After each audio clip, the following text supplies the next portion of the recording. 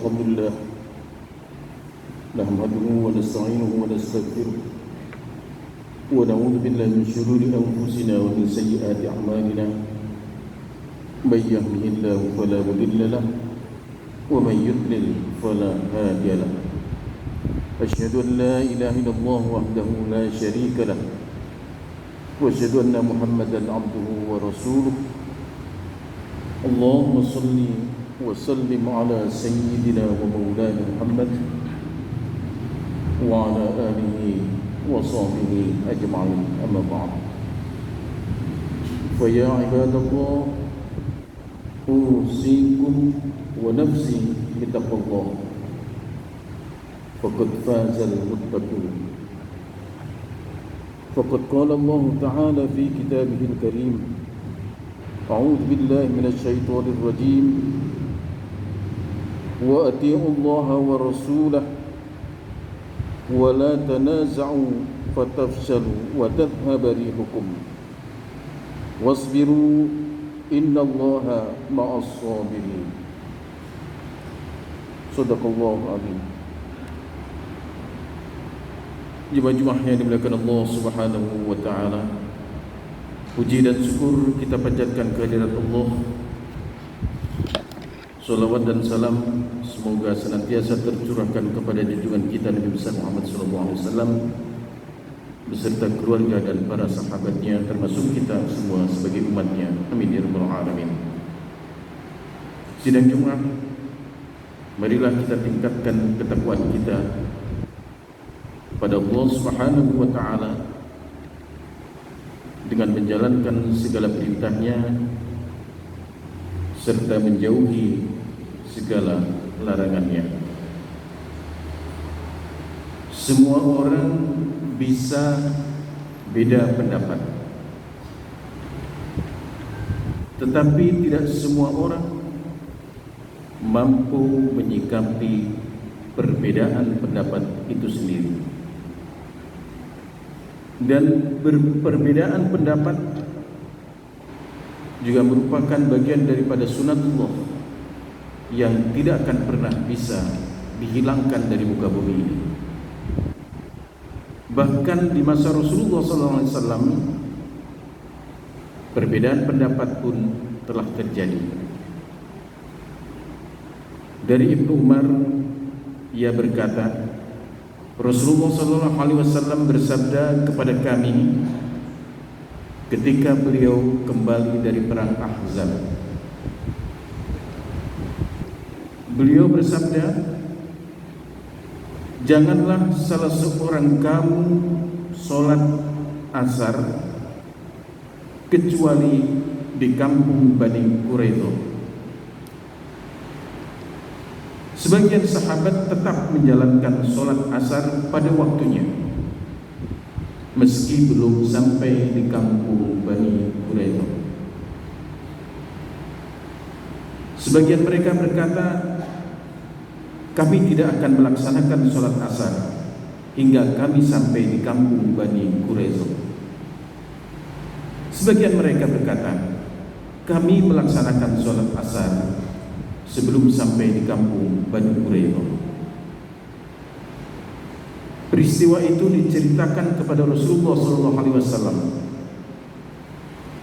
Beliau Rasulullah SAW tidak menyalahkan satupun dari mereka.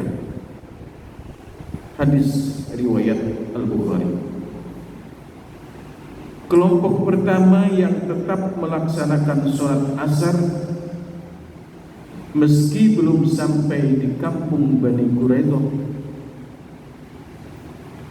mereka memaknai hadis tersebut bahwa yang dimaksud Rasulullah adalah agar kita bersegera menuju kampung Bani Quraidah.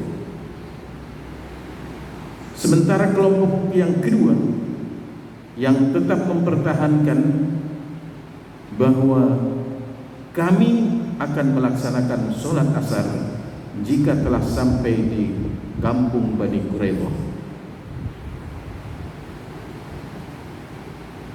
Yang menarik dari kedua kelompok tersebut tidak ada satupun yang saling menghujat. Saya yang benar, kalian salah. Kalian salah, saya yang benar. Dan yang menarik, mereka yang justru tidak melaksanakan sholat sebelum sampai di kampung Bani Quraidah, dia menjaga sahabat-sahabat lain yang melaksanakan sholat terlebih dahulu meskipun belum sampai di kampung Bani Quraidah. Alasan kelompok yang kedua, di mana tetap melaksanakan sholat asar di kediaman atau di kampung Bani Quraidah, adalah melihat teks daripada hadis tersebut yang menyatakan bahwa janganlah di antara kalian sholat asar kecuali setelah sampai di kampung Bani Quraidah. Dan Rasulullah ketika mendengar kabar itu tidak menyalahkan satu pun kepada salah satu di antara mereka. Ini sejalan dengan kaidah fikih. Al-ijtihadu la yanqadu bil ijtihad. Ijtihad tidak dapat dibatalkan dengan ijtihad yang lain. Masyarul muslimin rahimakumullah, ketika peristiwa itu diceritakan kepada Rasulullah, beliau tidak menyalahkan satupun dari mereka. Inilah yang disebut dengan sunnah takririyah. Masyarul muslimin sidani rahimakumullah, Syekh Toha Jabir Al-Alwani dalam kitabnya Adabul Ikhtilaf fil Islam, etika berbeda pendapat di dalam Islam, mengutip beberapa ayat dari Al-Quran sebagai pegangan kita dalam menyikapi perbedaan pendapat. Yang pertama, Syekh Al-Alwani mengingatkan kita dengan mengutip Al-Quran surat Al-Anbiya ayat 92.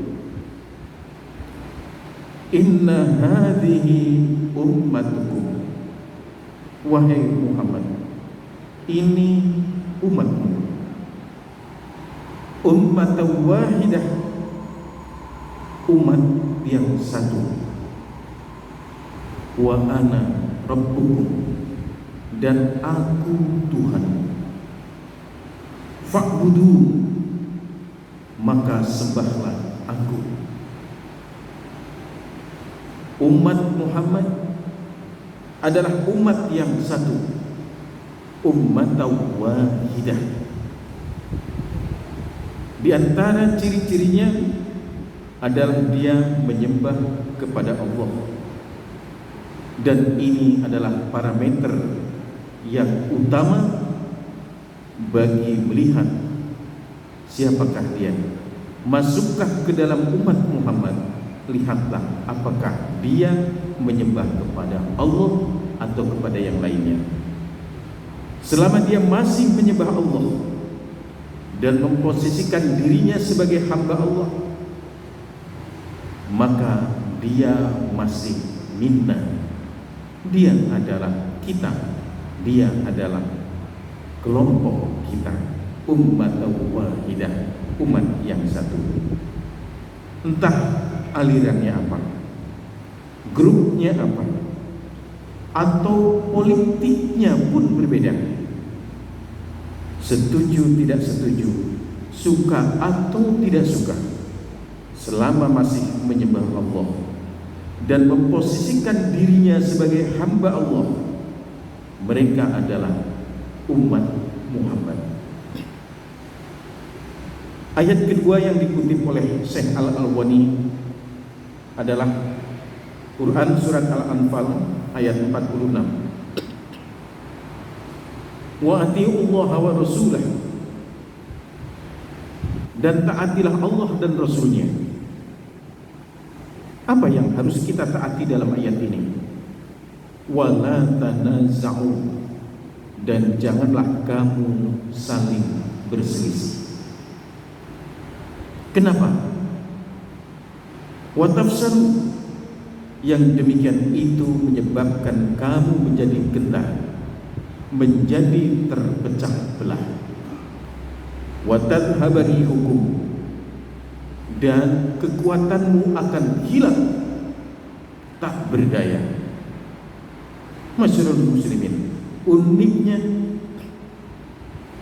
ayat ini tidak terus mengatakan bersatulah, tapi wasbiru, dan bersabarlah. Karena memang bagian daripada sunatullah adalah adanya perbedaan.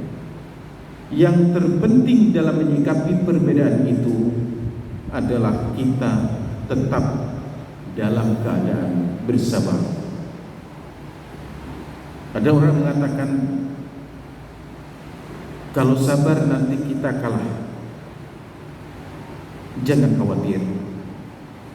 Begitu kita sabar, maka Allah berada di pihak kita.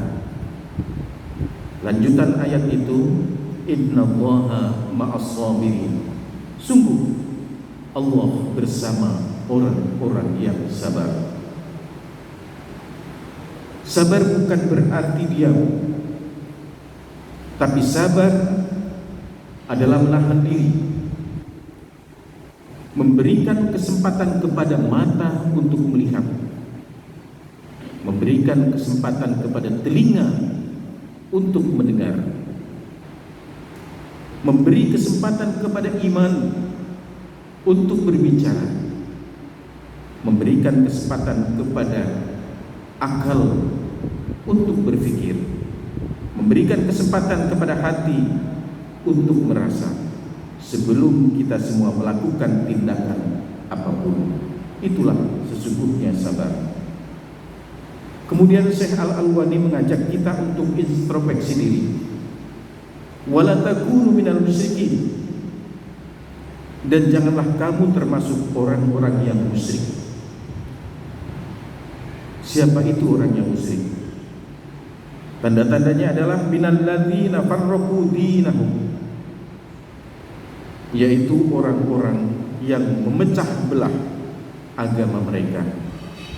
Wa kanu syi'a, dan mereka menjadi beberapa golongan.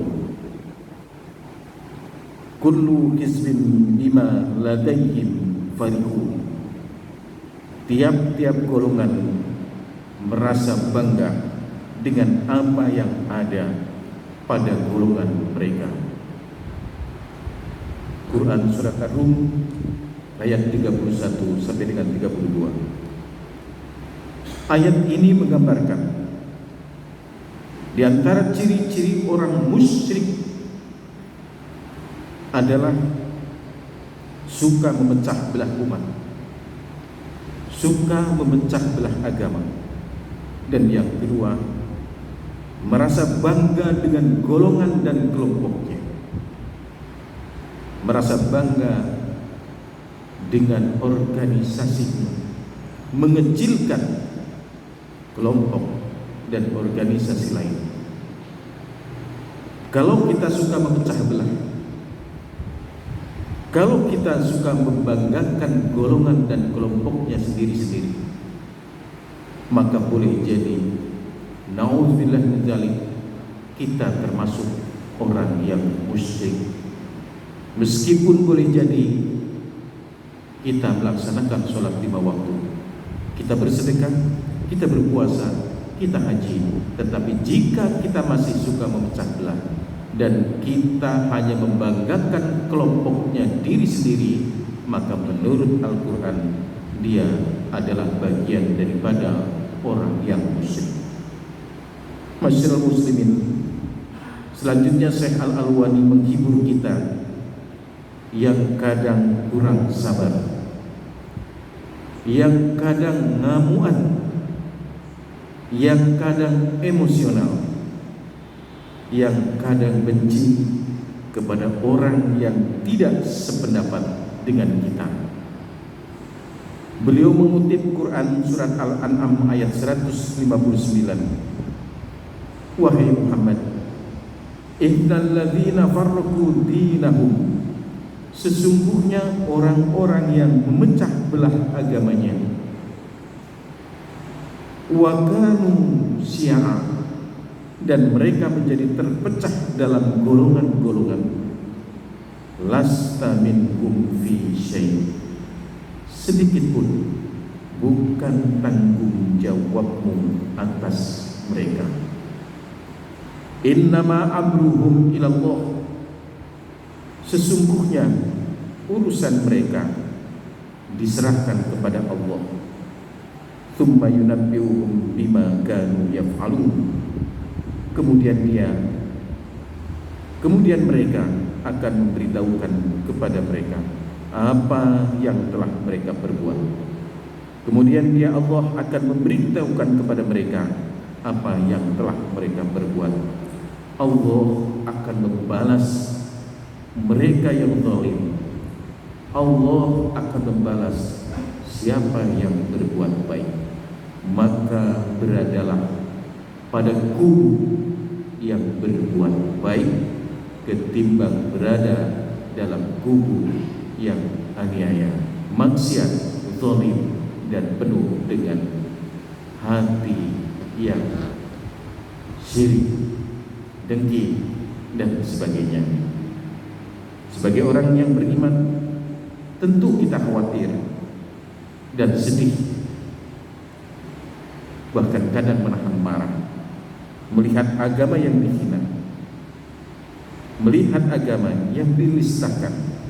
Tapi yakinlah, Allah yang menurunkan dan Allah yang akan menjaganya. Allah lebih kuat menjaga agama.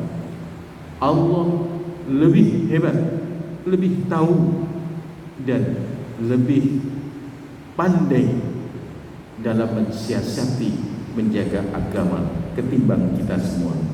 Kewajiban kita adalah meningkatkan keimanan dan ketakwaan kita kepada Allah Subhanahu wa taala.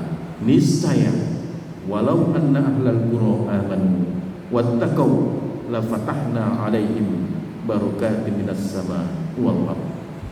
Jika sekiranya penduduk negeri-negeri beriman dan bertakwa, pastilah kami akan melimpahkan kepada mereka berkah dari langit dan bumi. Barakallahu li wa lakum fil Qur'anil azim wa nafa'ani wa iyyakum bima fihi minal ayati wa dzikril hakim. Taqabbalallahu minna wa minkum tilawatahu